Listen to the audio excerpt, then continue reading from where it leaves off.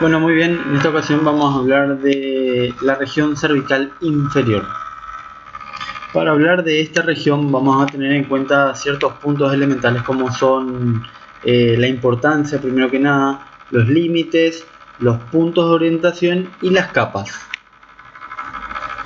Bien, lo primero que decíamos, íbamos a hablar de la importancia. Al referirnos a la región cervical inferior, lo primero que podemos encontrar como procesos quirúrgicos hablamos de una traqueotomía o una esofagotomía. Ambos procesos consisten en acceder tanto a la tráquea como al esófago y hacer una incisión a nivel de estas estructuras, como por ejemplo la tráquea se realiza en caso de que exista una insuficiencia respiratoria de las vías aéreas superiores. Entonces buscar el mecanismo de compensar esa falta de aire que ingresa hacia las vías respiratorias a través de la tráquea, o en caso contrario buscar un mecanismo para poder facilitar la extracción de mucus o moco que pueda existir dentro de lo que sería la tráquea o las vías respiratorias bajas. Otro punto muy importante a tener en cuenta dentro de la región es la punción a nivel de lo que sería la vena yugular.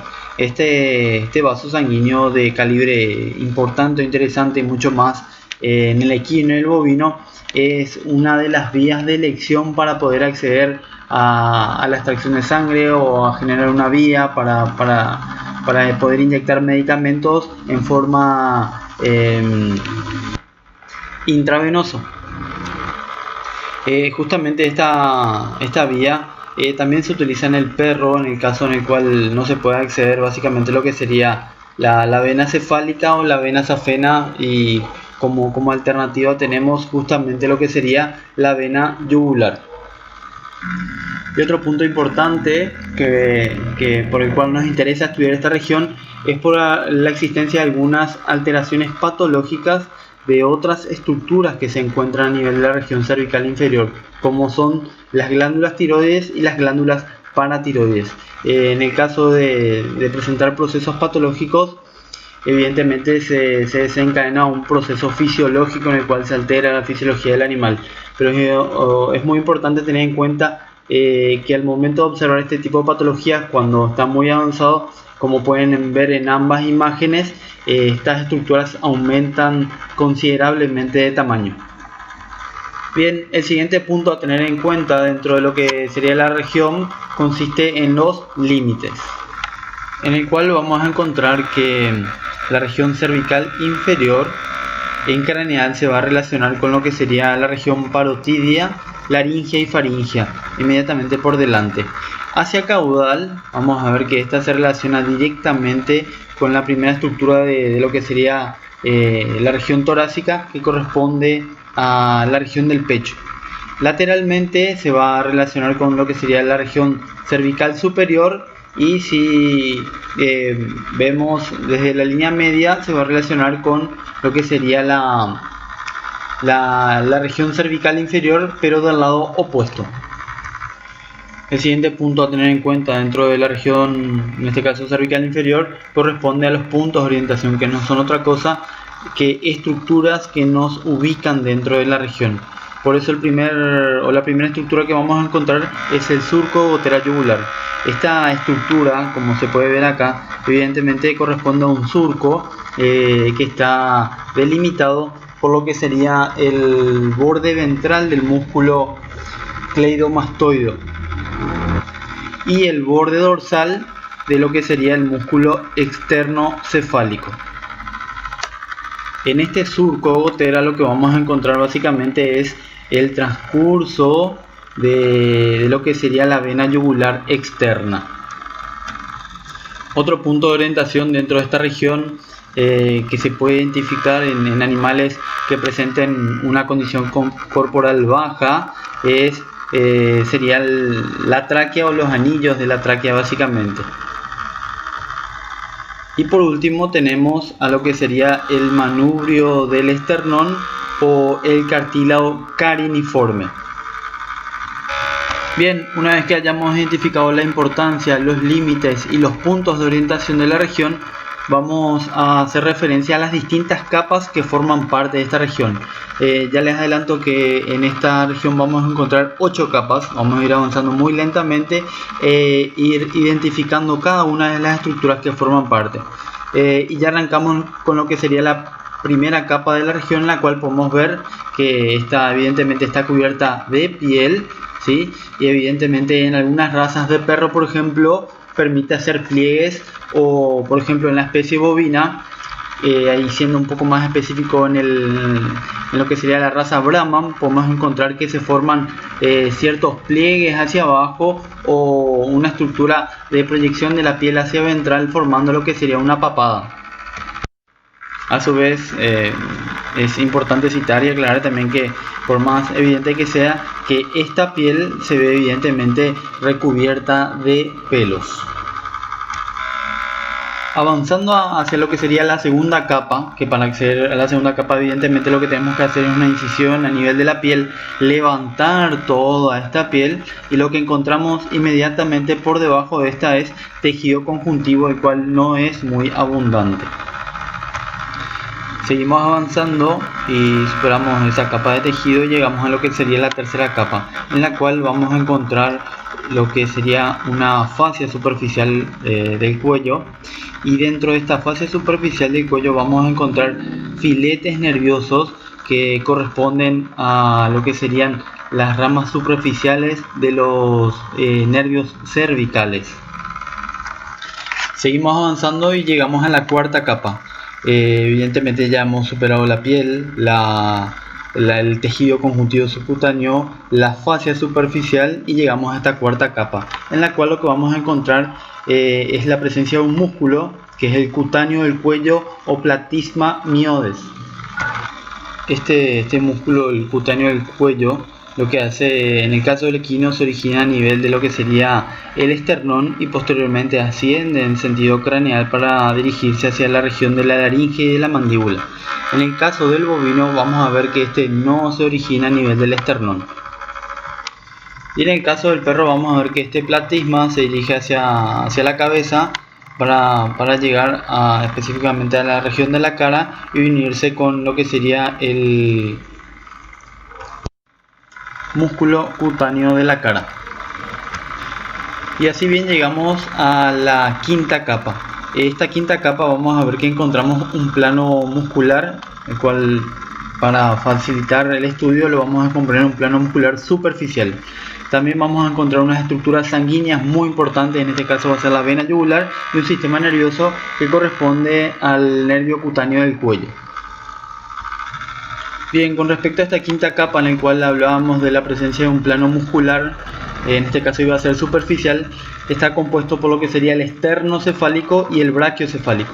En esta imagen, que corresponde a una vista lateral del lado izquierdo del equino, que podemos ver básicamente en esta imagen, sí que está representada por este músculo y este músculo. Este músculo que estoy indicando en este punto corresponde básicamente a este, que sería el músculo brachiocefálico. Inmediatamente por debajo vamos a tener el músculo esternocefálico.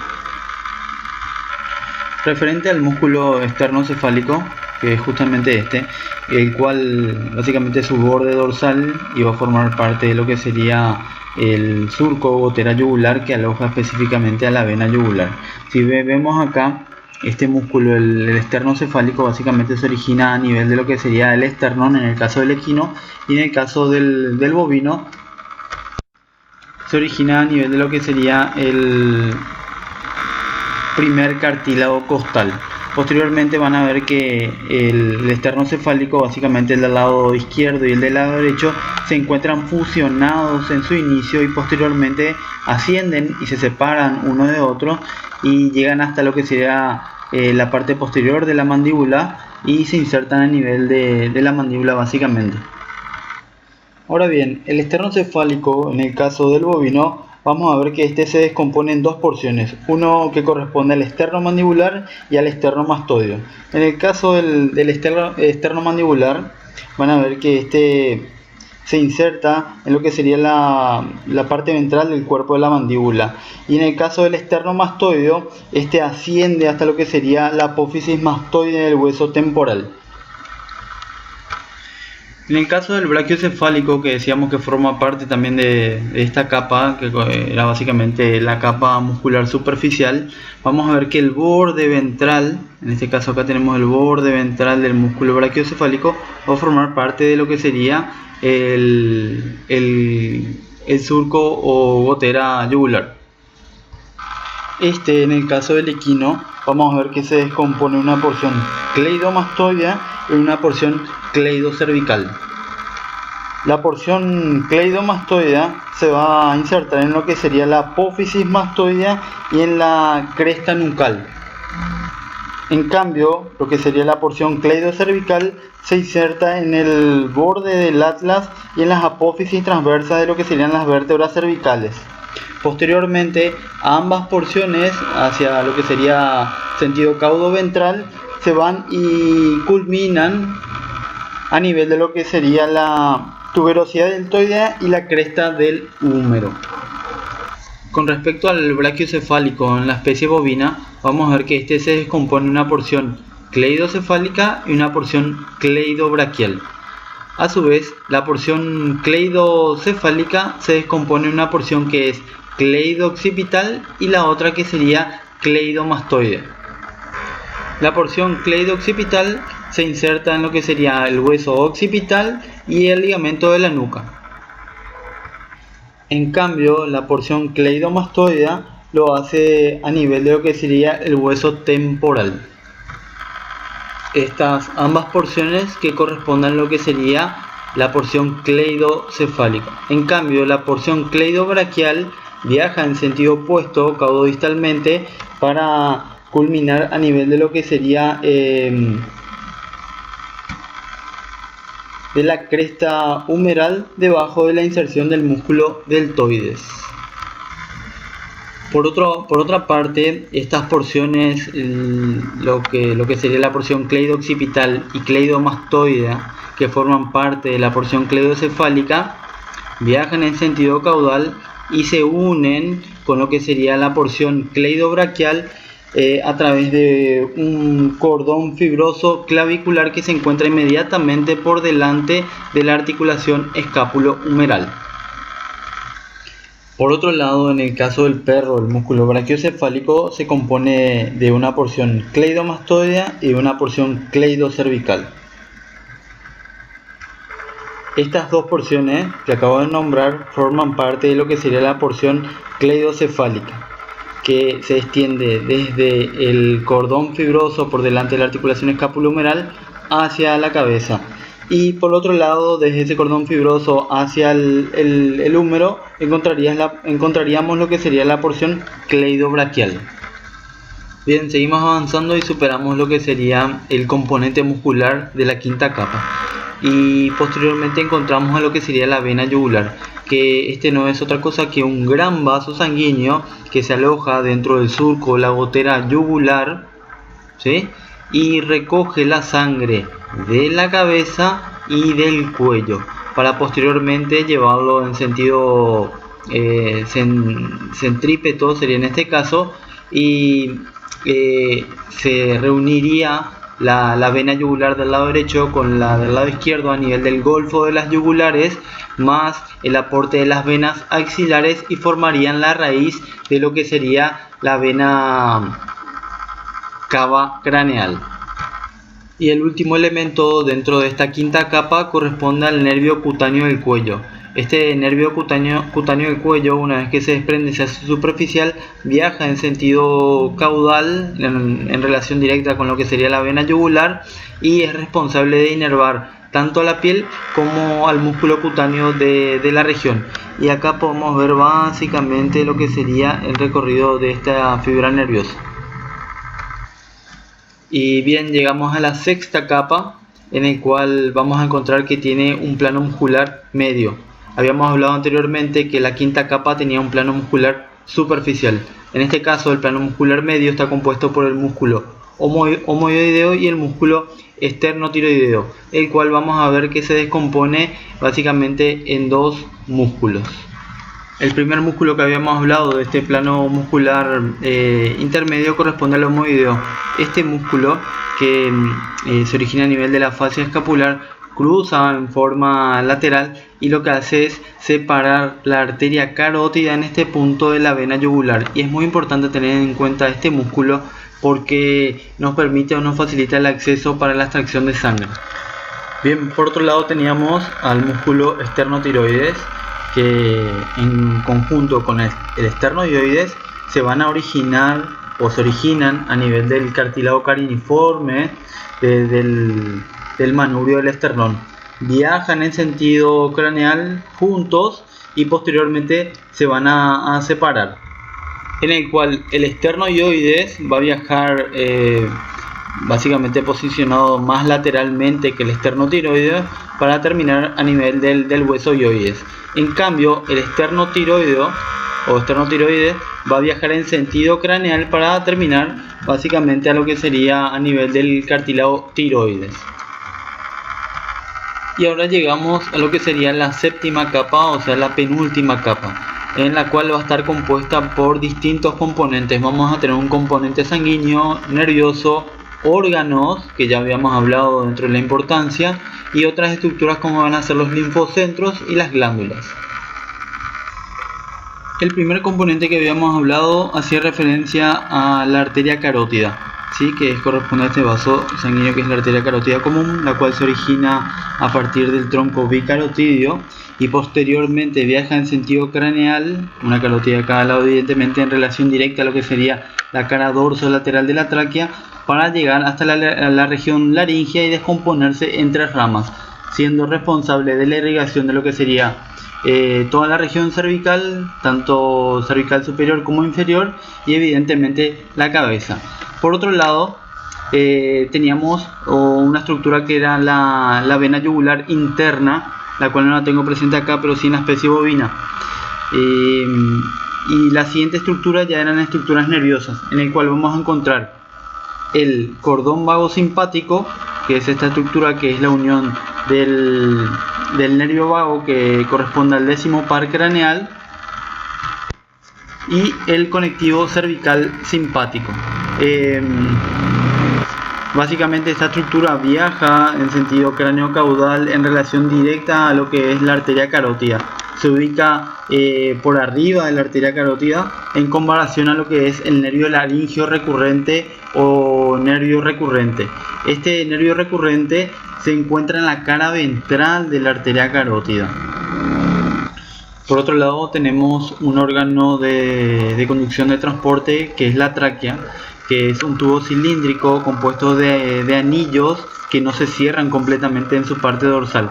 Este es responsable de transportar el aire desde lo que sería la laringe hasta los bronquios, los cuales corresponden a la división de la tráquea dentro de la cavidad torácica. En el caso del equino vamos a ver que la tráquea consta básicamente de 50 a 60 cartílagos en comparación al bovino, que está compuesto entre 45 a 55 cartílagos, y la oveja, evidentemente al ser un animal más pequeño, podemos encontrar básicamente 50 cartílagos.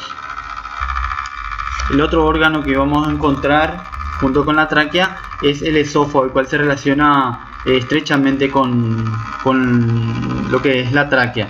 El esófago no es otra cosa que una estructura, un órgano músculo membranoso responsable del transporte del alimento desde la región faríngea hasta lo que sería el cardias del estómago. Evidentemente en el caso del bovino cumple una doble función, ya que durante la rumia el sentido del alimento va en sentido opuesto hacia la cabeza. Y las últimas dos estructuras que encontramos dentro de esa séptima capa corresponden a las glándulas tiroides y paratiroides, que habíamos visto en parte la importancia que podía tener dentro de la región. Y otra estructura muy importante es el timo, el cual En el bovino también se le denomina molleja y tiene la particularidad en el bovino que se compone de dos porciones, una porción cervical y una porción torácica, en comparación a lo que es el equino en el perro, en el cual encontramos únicamente la porción torácica. El timo es un órgano linfoide encargado básicamente de la formación o de madurar lo que serían los linfocitos T, además de producir o tener una función glandular, que es la síntesis de una glándula, de una hormona, perdón. Y estas hormonas justamente sintetizadas por el timo lo que hacen es favorecer la maduración de los linfocitos T. Por otro lado teníamos a las glándulas tiroides y paratiroides. Estas glándulas tiroides básicamente son glándulas evidentemente responsables de la síntesis de hormonas. Básicamente se encuentran en la cara ventral de lo que sería la tráquea, y vamos a ver que existen dos lóbulos, o sea la glándula tiroides se compone de dos lóbulos, los cuales se mantienen unidos a través de un istmo, en el cual en el caso del bovino esta pequeña porción de istmo que mantiene unidas las dos porciones es funcional desde el punto de vista glandular, en comparación al del equino, el cual no cumple una función glandular y evidentemente está compuesto de tejido conjuntivo. Desde el punto de vista funcional, la glándula tiroides es responsable de producir T3 y T4. T4 que es la hormona tiroxina, y T3 que es la triiotironina. Básicamente ambas hormonas son responsables del crecimiento y desarrollo del animal, acompañado de lo que es el metabolismo basal. Por otro lado, tenemos la glándula paratiroides. Esta, como glándula, también tiene la función de sintetizar hormonas, que en este caso estamos hablando de la paratormona, responsable de la regulación de lo que sería el calcio. Y por último llegamos a la octava capa de lo que sería la región cervical, que corresponde al plano muscular profundo, en el cual destacamos dos estructuras, una que es muscular y otra sanguínea. Dentro de las estructuras musculares vamos a citar al escaleno, al músculo iliocostal, los músculos rectos ventrales, tanto mayor como menor, el recto lateral, los intertransversos que se ubican a través de las apófisis transversas de las vértebras cervicales, y el largo del cuello. Y dentro del sistema sanguíneo encontramos a la arteria vertebral. Con respecto a esta última, vamos a ver que esta lo que hace es recorrer en sentido craneal a través de los forámenes transversos de lo que serían las vértebras cervicales en sentido caudocraneal. A su vez se encuentra cubierta, por decir de alguna manera, esta arteria por lo que serían los músculos intertransversos.